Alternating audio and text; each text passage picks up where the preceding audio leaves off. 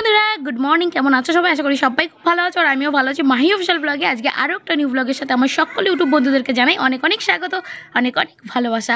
তো আজকে আরও একটা ব্লগ নিয়ে চলে এলাম। আর গলাটা একটুখানি বসে গেছে, একটুখানি হয়তো ভয়েস দিতে প্রবলেম হচ্ছে, তোমরা বুঝতেই পারছো। তো আজকে এসছি একটা নতুন লোকেশানে। আর কোথায় এসছি চলো তোমাদের বলেই দিই। আজকে আমি এসছি আমিরে ঘুরতে। হ্যাঁ, যদিও বা সাথে কেউ নেই, যদি কেউ হতো তাহলে ব্লগটা আরও একটুখানি ভালো হতো।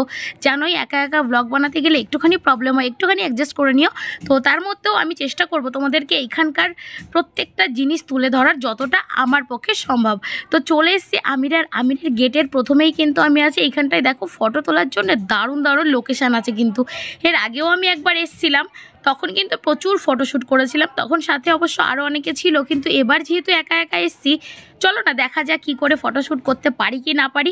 এইখানটায় কিন্তু প্রচুর গাইডও থাকে, যারা এইখানটায় ফার্স্ট টাইমে আসে, যারা অনেক কিছু হয়তো জানে না এইখানকার বিষয়ে, তাদের কিন্তু গাইড করে ওরাই এইখানটায় টোটাল ঘুরিয়ে দেখিয়ে এইখানটায় যা যা আছে তোমাদেরকে বলে দেবে। কিন্তু যেহেতু আমি এর আগে একবার এসেছি, আমার একটু হলেও অভিজ্ঞতা আছে, ওই জন্য আমি একাই ঘুরছি। আর এইদিকে দেখো প্রচুর কিন্তু ইংরেজরা এসেছিলো। আমি কিন্তু জানো তো বন্ধুরা একবার ভাবছিলাম এদের দিয়ে একটুখানি ফটোশ্যুট করাবো, মানে এদের সাথে একটুখানি সেলফি তুলবো, কিন্তু সাহসে কোলাইনি, মানে একটু লজ্জা লজ্জা লাগছিলো, যার জন্য আর বলিনি।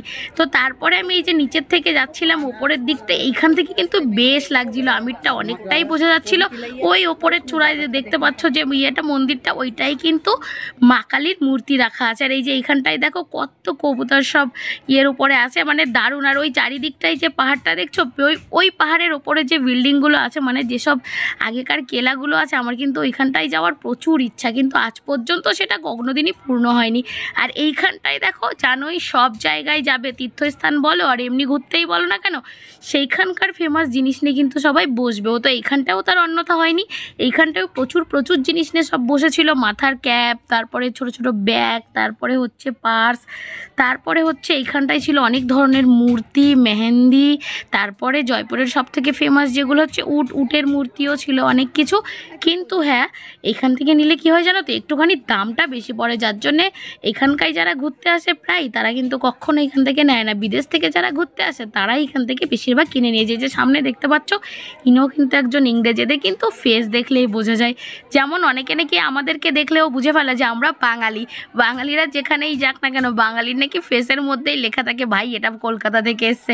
আমাকেও অনেকে কিন্তু এইরকম কমেন্ট করে। তো তোমাদের কি কেউ কখনো বলেছে বাইরে কোথাও ঘুরতে গেলে? অবশ্যই কমেন্ট করে জানিও। তো চলো তোমাদের সাথে বকতে বকতে উঠে গেলাম পাহাড়ের অনেকটা উপরে, এখন অনেকটা চড়তে হবে। আর তারপরে বন্ধুরা, আমার কিন্তু যেদিন আমি এখানে ঘুরতে গেছিলাম সেই দিনও আমার শরীর খারাপ ছিল, কিন্তু তারপরেও গেছিলাম, কারণ কখন বাড়ি টুক করে চলে যাব সেটা তো বলা যায় না। টিকিট কাটতে দিয়ে দিয়েছি, যখনই টিকিট হবে হয়তো বাড়িতে চলে যেতে হতে পারে, ওই জন্যে দেরি না করে বেরিয়ে পড়েছি শরীরটা খারাপ নিয়ে। তো এইখান থেকে চূড়াটা এতটা ভালো লাগছিল যে কি আর বলবো। আর এখানটায় আমি যেদিন এসেছিলাম সেই দিন কিন্তু অনেক স্টুডেন্টরাও এসেছিলো তাদের স্যার ম্যাডামের সঙ্গে, হয়তো তাদের কোনো প্রজেক্টের জন্য নিয়ে এসেছিলো। আর এই কেলাই কিন্তু যোধা থাকতো, যোধারই এইখানটায় ভেতরে যে কালী মূর্তি আছে ওইটাই স্থাপন করা আছে, ওইটাই নাকি যোধা পুজো করতো। যোধা আকবর তো আমরা ছোটোবেলা থেকে ইতিহাসে অনেকেই পড়েছি, তো সেই যোধা। তো সেইখানটাই চলে এসেছি, এটা হচ্ছে যোধার বাপের বাড়ি। আর এই যে ওপর দিয়ে যাচ্ছি, এই ভিডিওটা কিন্তু শ্যুট করে আমাকে কে দিয়েছে একটু পরে আমি তোমাদেরকে বলছি। তোমরা হয়তো ভাবতে পারো যে আমি একা একা এসেছি, তাহলে আমার ক্যামেরাটাকে ধরলো। তো চলো বলে দিই। তো এইখানটায় এসে যেটা হয়েছিল, যেহেতু আমি ফটোশ্যুট করার জন্যে মানে কাউকে নিয়ে আসিনি, এইখানটায় কিন্তু বাইকে করে অনেক লোকরা আছে, মানে ইয়ং ছেলেরা আছে, তারপর অনেকে আছে ফটোশ্যুট করার জন্য, তারা ঘুরে বেড়ায়। সেইখান থেকেই একটা মানে লোক আমাকে বলছিল আমার ফটোশ্যুট করে দেবে, 150 টাকা দিয়েছিল। আমি করেছিলামও, সেগুলো আমি ফেসবুকে পোস্ট করেছি, তোমরা হয়তো দেখেছো। তো সেই ভাইটা বা দাদাকে আমি বলেছিলাম কি আমার কিছু ভিডিও শ্যুট করে দেবে, মানে 2টো ভিডিও সে আমাকে শ্যুট করে দিয়েছিল। আমি বলেছিলাম আমার একটা ছোট্ট চ্যানেল আছে, সেই চ্যানেলের জন্য আমার একটু ক্লিপ প্রয়োজন। তো সে আমাকে এইটুকু হেল্প করেছিল। এমনিতেই আমি দেখেছি, আমি রাস্তায় বেরালে যদি কখনো কোনো প্রবলেমে পড়ি, মানুষের থেকে হেল্প চাইলে কিন্তু আমি হেল্প পাই, সেটা হয়তো আমার লাকি। তো যাই হোক, তার থেকে ফোনটা নিয়ে অনেক ফটোশ্যুট করেছি। তারপরে যাচ্ছিলাম একটুখানি ভেতরে। আর আমি সব জায়গায় একটুখানি দেরি করেই পৌঁছাই, এটা আমার কি বলবো জন্মগত একটা অভ্যাস বলতে পারো। এই যে দেখো পেছনে গাইড আমাকে বলছিল কি আপ কমে আম চাইয়ে গাইড, তো আমি বললাম না, আমি এর আগেও এসেছি, তো যার জন্য ওনার থেকে আর আমি যাইনি, কারণ ওরা অনেক টাকা নেয়, হয়তো আমি জানি না কত টাকা কি নেয়, কারণ আজ পর্যন্ত কখনো আমি জিজ্ঞেস করিনি।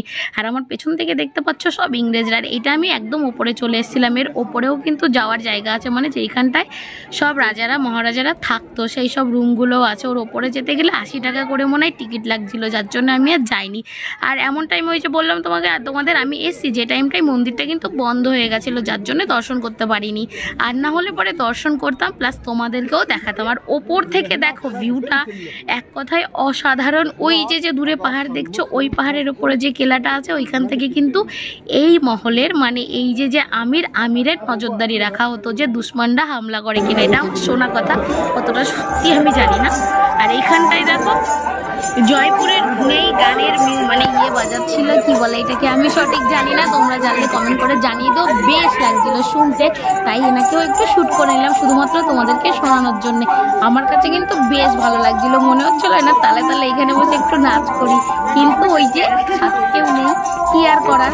তো চলো বন্ধুরা, এখান থেকে তারপরে আমি আবার নিচের দিকে যাব। অনেক সময় হয়েছে এখানটায় এসছি, সারাটা দিন মানে এখানটায় ঘুরে আমি এইখানটায় মানে যতটা পেরেছি তোমাদের সাথে দেখানোর চেষ্টা করছিলাম, আর নিজেও খুব আনন্দ করছিলাম। তবে হ্যাঁ, সাথে যদি কেউ থাকতো তাহলে হয়তো আরেকটুখানি ভালো লাগতো। আর এইখানটায় কিন্তু সকালবেলা কালী পুজো মানে কালী ঠাকুরের পুজো হওয়ার পরে প্রসাদ দেয়। আমি যেহেতু একটুখানি দেরি করে এসেছি, তো আজকে আর সেই প্রসাদটাও পাইনি। আর এই যে দেখো দূরের থেকে চারিদিকে জল, মাঝখানে কত সুন্দর ওই যেসব দেখতে পাচ্ছ ছোট ছোট খোপ ওগুলোতে কিন্তু অনেক ধরনের গাছ, মানে একটুখানি সেই কি বলে পার্কের মতো। তো ওইটাও বেশ ভালো লাগছিল। আর এই যে দেখে দাও একেবারে কুইন সেজে দাঁড়িয়েছে, আমি এটা চশমাটা পরেছিলাম সেই তখন ফটোশ্যুট করার জন্য। তো পরে আবার একটুখানি তোমাদের সাথে শেয়ার করে দিলাম। প্রচণ্ড রোদ্দুর, মানে আমি তাকাতে পারছিলাম না ফোনের দিকে।